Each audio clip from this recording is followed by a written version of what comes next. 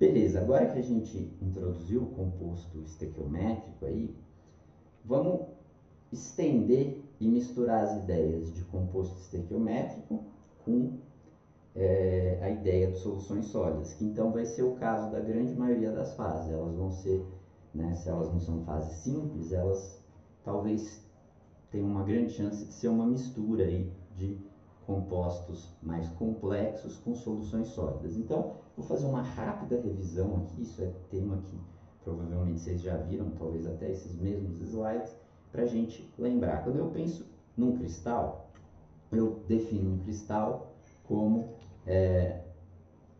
algo ideal, né, algo infinito, sem defeitos, e eu penso que ele é um sólido que tem dois tipos de simetria. A rotacional, que eu não vou falar muito aqui, e a translacional, que é basicamente eu vou pegar a minha célula unitária e eu vou repetir ela em todas as direções aí até o infinito, né? Sem pensar em nenhum defeito, por enquanto. Mas e o que define um cristal é a rede e a base deles. Então vamos lembrar o que é isso. A rede é um conjunto de pontos, né? Então é algo matemático, né? Então esse ponto não é um átomo, é só um ponto.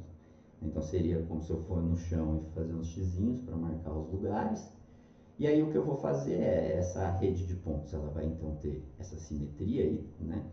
Então esses pontos vão estar sempre espaçados como uma rede regular, né? E aí em cada ponto da rede eu vou colocar um grupo de átomos. Esse grupo de átomos é uma base. Então pensa que esse grupo de átomos aí, essa caixinha com essa cara, então o meu cristal é a convolução dessa rede com essa base, ou seja, é a aplicação dessa base em absolutamente todos os pontos da rede, e aí eu chego ali no meu cristal, certo? Então eu tenho diferentes tipos de rede, que são as redes de Bravais, né? Então vocês já devem ter visto isso várias vezes. E aí eu vou dar 3 exemplos aqui para a gente consolidar essa ideia. O caso 1, polônio alfa, minha rede é cúbica simples, minha base é um átomo na posição 000, ou seja, eu vou colocar um átomo exatamente em cima de cada ponto da rede, e aí o meu cristal e a minha rede eles vão ser muito parecidos, né? Lembrando que aqui são pontos, aqui são átomos, então esse seria o cristal cúbico simples.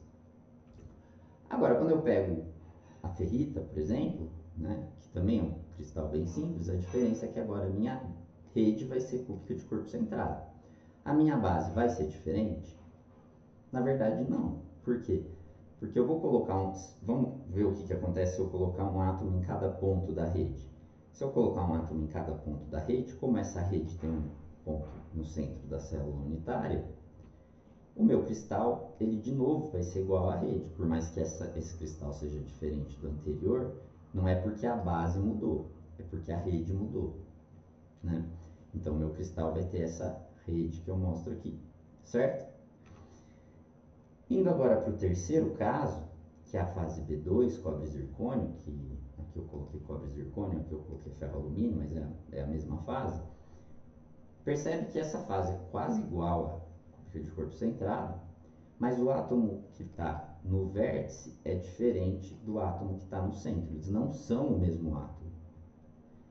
Lembra da definição de cristal? A base tem que ser repetida em todos os pontos da rede. Então, se eu dizer que esse cristal é cúbico de corpo centrado, eu estou dizendo que ele tem essa rede aqui, ou seja, ele tem um ponto de rede no vértice e um ponto de rede no centro. Esse cristal aqui, o que eu colocar então no vértice tem que ser igual ao que eu colocar no centro. O que eu tenho aqui nesse vértice é diferente do que eu tenho aqui nesse centro. Então esse cristal não é cúbico de corpo centrado, ele é cúbico simples. Qual que é a diferença dele para o anterior?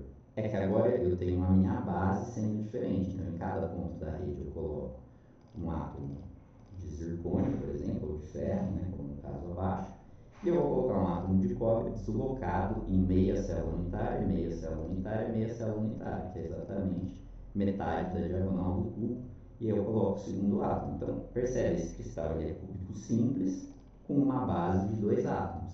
Então, das definições que a gente vinha falando até agora, né, esse cristal aqui, ele é um cristal que tem uma rede de átomos, né? esse cristal aqui tem uma rede de átomos, porque tudo que eu coloco aqui eu vou colocar no outro lugar, né? Então, se eu mudar o que eu coloco aqui, eu mudo o que eu coloco aqui. Então, esses dois átomos estão conectados. E nesse caso aqui, eu tenho duas redes de átomos. O que eu coloco aqui é independente do que eu coloco aqui. Tá? Vamos entender por que isso é relevante, mas basicamente esse cristal aqui ele é um cristal com duas, né? A base dele tem dois átomos, então esses dois átomos são independentes. Então eu posso mudar o que eu coloco aqui, diferentemente do que eu coloco aqui. Para a gente entender como isso funciona e por que isso importa para a gente, vamos pegar um sistema aqui que é o cobre, zircônio, níquel. Né? Todo mundo lembra bem aqui das regras de Green-Roth, já revimos inclusive nessa aula aqui. Né? Então vamos olhar esses elementos aqui, como que eles são na tabela periódica. Primeiro, em questão de raio atômico.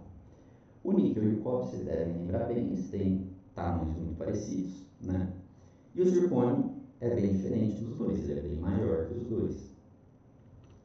E se eu olhar eletronegatividade, é a mesma coisa. A eletronegatividade do alumínio e do cobre é quase igual e ambas são bem diferentes, tá? Com o zircônio. Então, com base nisso e com base nas regras de Helmholtz, eu pergunto onde você espera a solução sólida e onde você não espera a solução sólida. Então, essa pergunta deve ser fácil para a maioria. Né? Quando eu misturo cobre e níquel, eu percebo, eu tenho uma solução sólida completa aí, porque eles são parecidos em termos de tamanho e eletronegatividade. Agora, quando eu misturo cobre com zircônio ou níquel com zircônio, percebe que as soluções sólidas são bem limitadas. Né? E eu vou formar vários compostos intermetálicos aí no meio. Tá? Sempre que eu tenho elementos com eletronegatividade muito diferentes, é muito comum eles formarem compostos intermetálicos. Pensa que eu estou variando, estou saindo de um caráter metálico da ligação. Então ele vai tender a ter uma certa preferência por um átomo do lado dele ou não. E percebe que formam aí vários compostos, né, intermetálicos entre cobre e zircônio. E a mesma, né, então um desses aí que eu quero chamar a atenção é essa fase aqui B2, que é exatamente aquela estrutura que a gente estava falando agora há pouco. Né? Então, se eu estiver aqui em 50-50, ele forma essa fase B2, que parece a cúpula de corpo centrado, mas é com o cobre no vértice e o zircônio no centro. E além disso, forma também essa fase cobre 5 zircônio, que ela tem uma estrutura mais complexa, mas a gente volta nela depois. Só vou aqui mencionar que essa fase também está presente. Beleza? E o níquel zircônio? O níquel zircônio, mesma coisa, ele também é um sistema complexo, o níquel e o zircônio são bem diferentes. Eu vou ter vários compostos formando, mas olha que interessante, eu também tenho a formação de uma fase B2, né? Sendo níquel no vértice e zircônio no centro. Então, essa fase também existe nesse diagrama. E também existe uma fase níquel 5 zircônio que ela tem exatamente a mesma estrutura cristalina da cobre 5 zircônio. Então são fases muito parecidas, a cobre 5 zircônio e o níquel 5 zircônio, e a fase níquel zircônio B2 e a cobre zircônio B2. Então são diagramas diferentes. Esses compostos são estequiométricos, né? Eles só formam nessa razão de níquel titânio, né? Nessas razões aí de níquel titânio, níquel zircônio, né? E cobre zircônio. Então, nos binários, essas fases são estequiométricas. Né? Agora, se eu traçar um diagrama ternário desse sistema, olha que interessante. Então, em exercício em aula, a gente já trabalhou um pouquinho aí com diagramas ternários, né? Mas eu estou traçando aqui isotermas, né? Então eu estou pegando temperaturas constantes.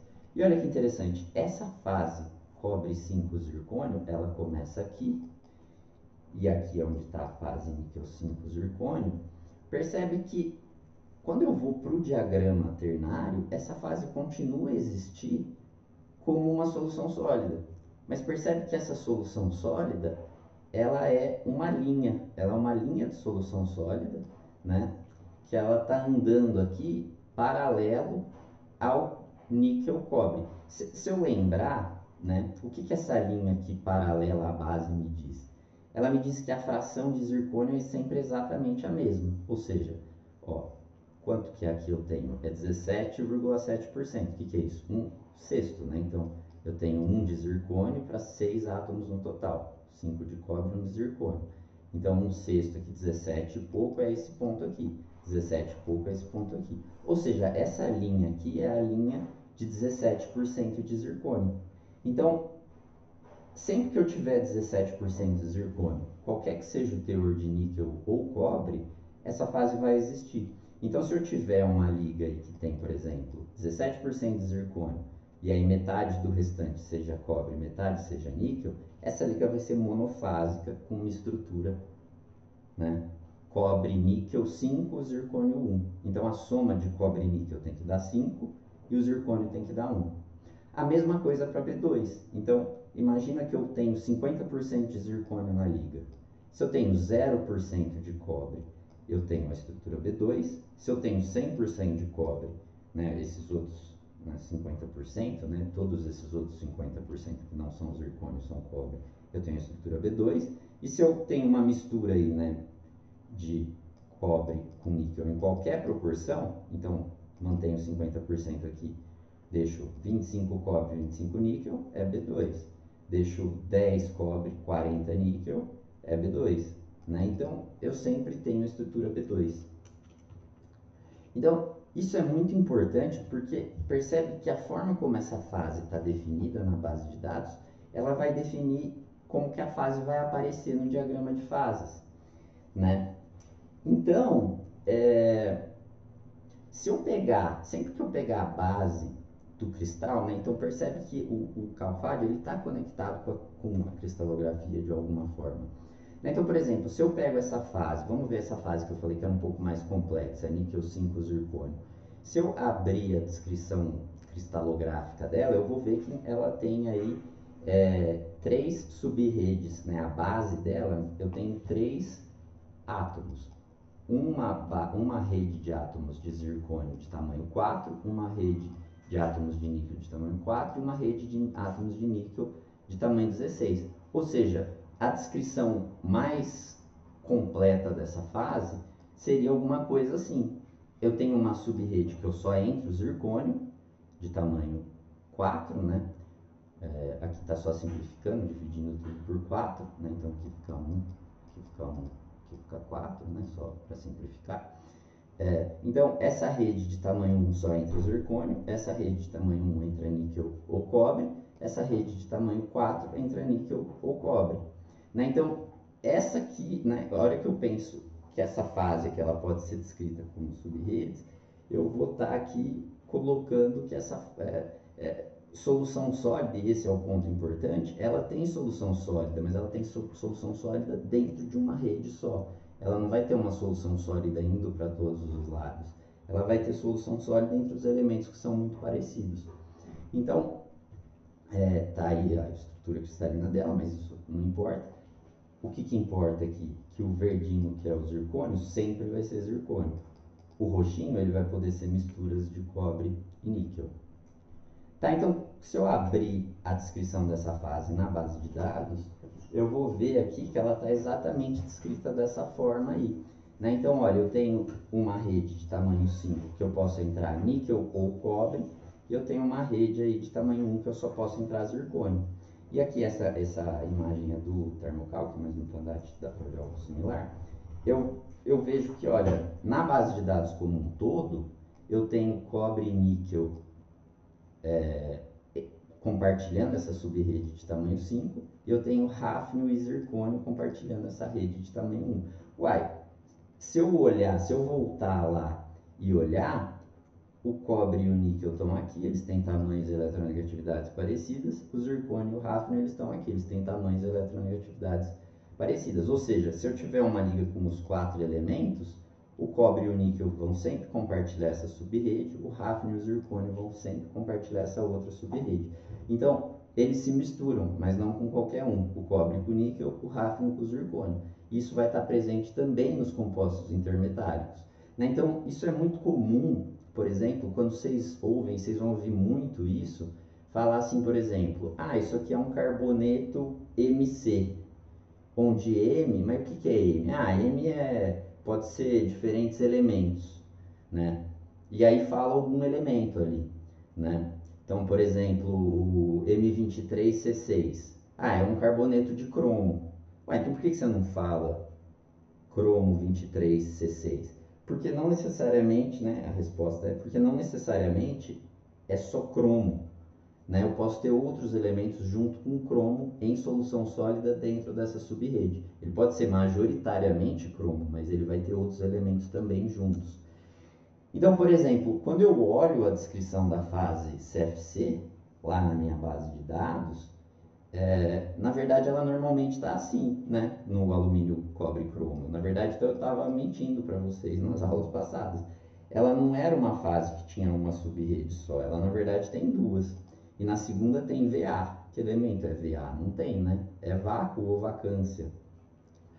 Como que é essa descrição, né, na base de dados no geral? Se eu pegar uma base de dados bem grande. Ó, a primeira rede entra qualquer um desses elementos e a segunda rede entra carbono, nitrogênio ou vacância. O que é isso?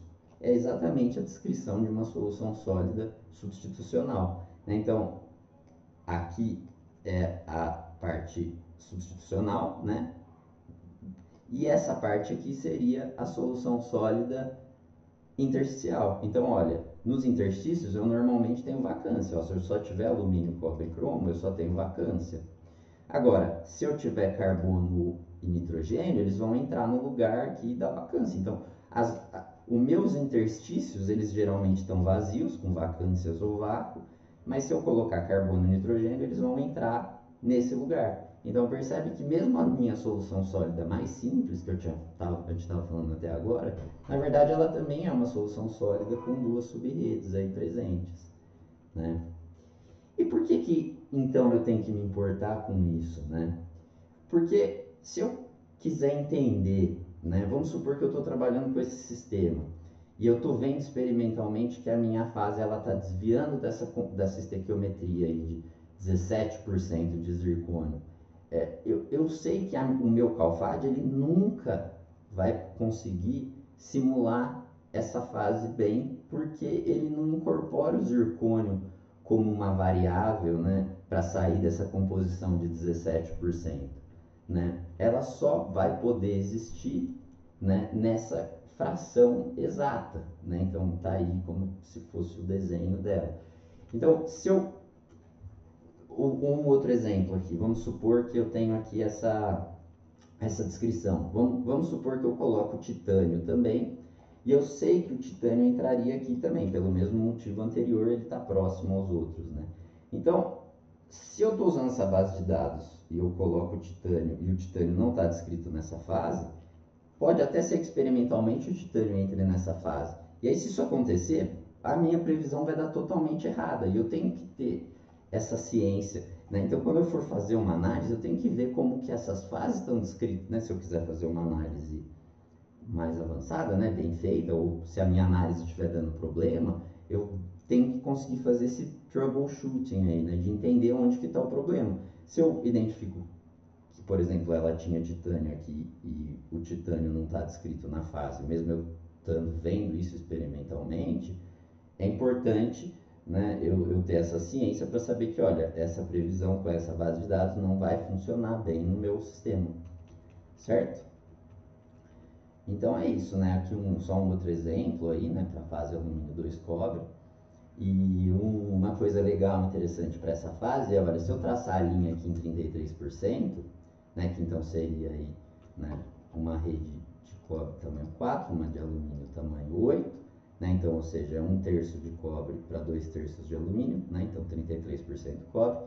Se eu olhar como que essa fase está descrita na base de dados, percebe, ela só tem solução sólida para esse lado, ela não tem solução sólida para esse. Né? Como que ela está descrita na base de dados? Percebe, elas são duas subredes, uma é de alumínio, que é essa aqui, e a rede que é de cobre pode entrar um pouco de alumínio. Então isso permite um pouco de solução sólida nessa direção. Essa curva não vai conseguir vir nada para cá, por quê? Porque eu não coloco o cobre nesse lugar. Mas o alumínio e o cobre podem compartilhar a rede do cobre. Então eu posso ter um pouquinho de solução sólida nessa direção.